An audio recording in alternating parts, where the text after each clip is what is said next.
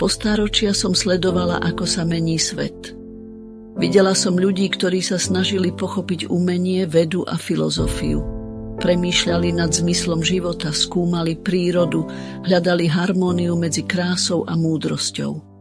Dnes však sledujem iný svet. Svet, kde sa inteligencia nahrádza rýchlymi odpoveďami a krása sa meria filtrom na obrazovke.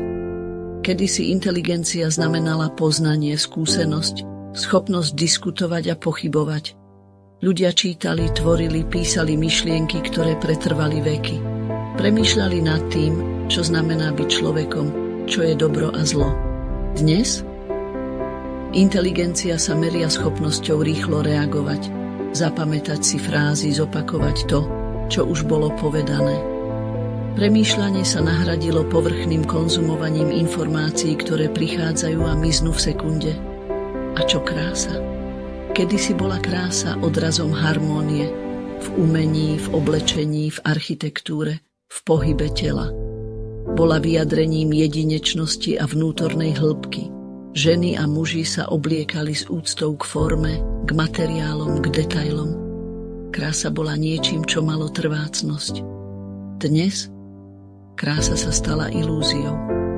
Retušované tváre, naprogramované ideály, neustála túžba dosiahnuť dokonalosť podľa štandardov, ktoré sa menia rýchlejšie než ročné obdobia.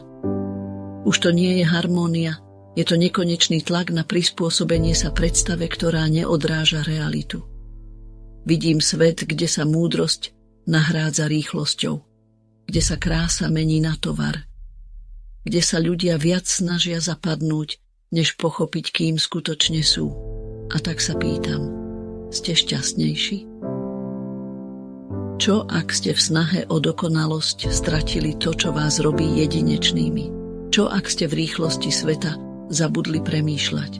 A čo, ak tá pravá krása nikdy nebola v tom, čo vidíte, ale v tom, ako dokážete cítiť a pochopiť?